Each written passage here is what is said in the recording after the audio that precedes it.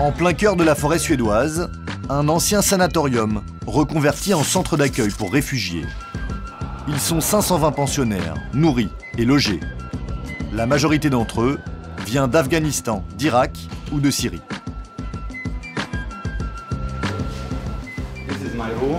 Voici ma chambre, 211. Entrez. Voici mon lit. Ici, on ne vit pas comme des soldats. Nous sommes des immigrés. Nous avons des droits, nous avons à manger, un endroit pour dormir.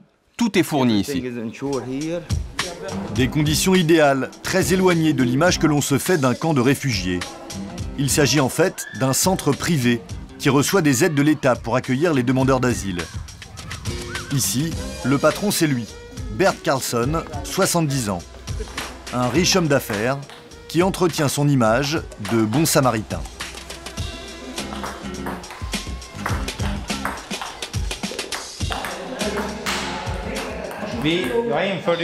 On fournit des soins médicaux dans tous nos centres.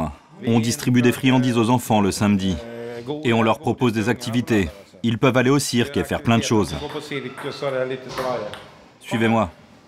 Bert Karlsson est fier de nous montrer ses installations. Il y a 4 étages. Salut. Salle de jeu pour les enfants et salle de prière pour les adultes. Le centre compte aussi un cabinet médical et une salle de classe.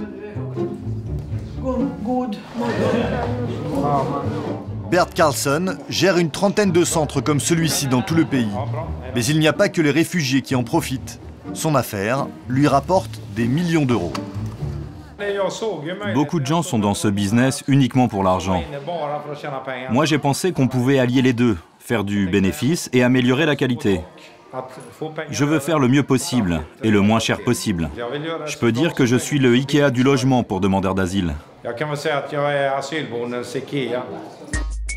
30 € par jour et par personne. Voilà ce que touche Bert pour chacun de ses pensionnaires. Et c'est l'État suédois qui paye la note. Mais avant de devenir le numéro 1 de l'hébergement de demandeurs d'asile, il a fait fortune dans un autre domaine. Bert était producteur à succès de pop music made in Suède. Ces artistes au brushing d'époque ont vendu des millions de disques. Comme Kiki Danielsson ou Carola, la Sheila suédoise, célèbre pour avoir gagné l'Eurovision en 1991. Un trophée que Bert a remporté à 3 reprises en tant que producteur. Sa notoriété est telle qu'il a droit à son fauteuil de juré dans La Suède a un incroyable talent. C'est rare d'entendre un tel talent. Des filles comme toi, il y en a 1 sur 10 000. Lui, son talent, c'est de dénicher les bonnes affaires. Dans son fief, à Skara, il les a multipliées. J'ai créé la plus grande discothèque du coin. Là, j'ai ouvert le plus grand camping de Suède. J'étais le premier à ouvrir un parc aquatique en Scandinavie. Le voici, c'est le plus grand de toute la Scandinavie.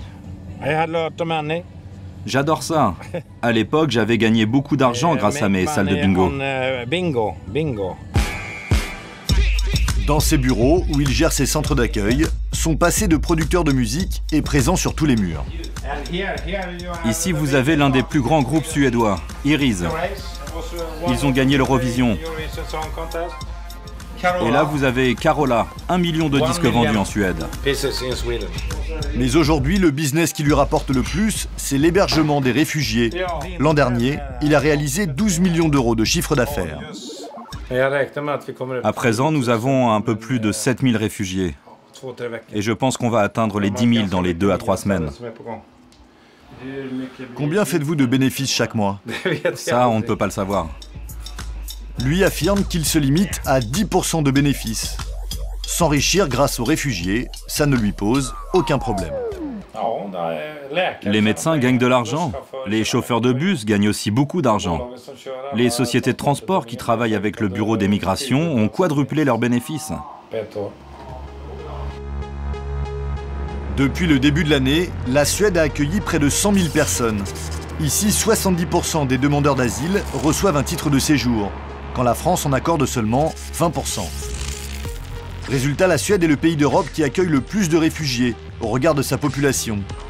Le pays a une longue tradition d'accueil, mais aujourd'hui il est dépassé par le nombre de nouveaux arrivants. C'est pourquoi le bureau des migrations suédois paye des privés comme Bert Karlsson pour accueillir les réfugiés. Seulement voilà, l'ancien producteur de musique a plusieurs fausses notes dans son parcours. Dans les années 90, il se lance en politique au sein d'un parti proche de l'extrême droite, Nouvelle Démocratie.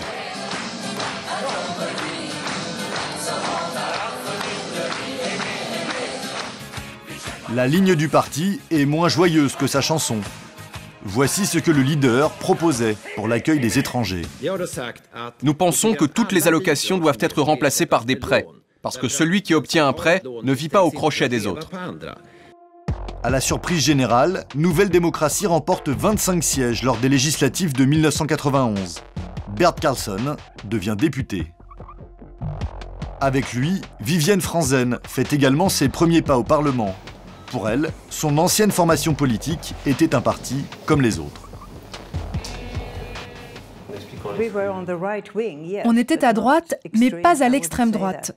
On nous a collé cette étiquette à cause de nos positions sur l'immigration et les réfugiés. Mais ça n'avait rien à voir avec l'extrême droite. Si son parti n'existe plus aujourd'hui, ses idées sur l'immigration n'ont pas changé. Il y a plein de gentils musulmans, mais ils font quand même peur, parce qu'ils ont leurs propres règles. Et ils veulent que tout le monde suive leurs règles. Et on ne devrait pas. Ils viennent chez nous, c'est à eux de s'adapter à notre façon de vivre. Bert Karlsson a pris ses distances avec ses anciens partenaires. Et il supporte mal qu'on lui rappelle cet épisode de sa vie. Qu'est-ce qu'il répond à ceux qui l'accusent d'être raciste ? Je leur réponds que tant qu'ils feront des achats dans ces grands groupes qui exploitent des gens partout dans le monde, comme H&M ou Ikea, à cela je leur dis fermez votre gueule. Quand ils peuvent faire des achats au rabais, ça les arrange bien. Un ancien proche de l'extrême droite, devenu bienfaiteur des migrants. Pour Lisa Pelling, en charge d'une ONG sur les questions sociales, c'est l'État, en abandonnant sa mission de service public, qui est le premier responsable. On paye des impôts pour l'hébergement des réfugiés. Ils ont cruellement besoin d'un endroit décent à leur arrivée en Suède. Un endroit où ils puissent s'intégrer le mieux possible. Et aujourd'hui, on donne une partie de cet argent à des hommes d'affaires. Quand on pose la question de la morale aux hommes d'affaires, il y a une contradiction. Leur morale, c'est de faire de l'argent. La Suède ne compte pas fermer ses portes aux réfugiés. Le pays envisage même de transformer ses anciennes prisons en logements pour migrants. Une bénédiction pour Bert Karlsson, qui prévoit d'ouvrir bientôt 18 centres d'accueil supplémentaires.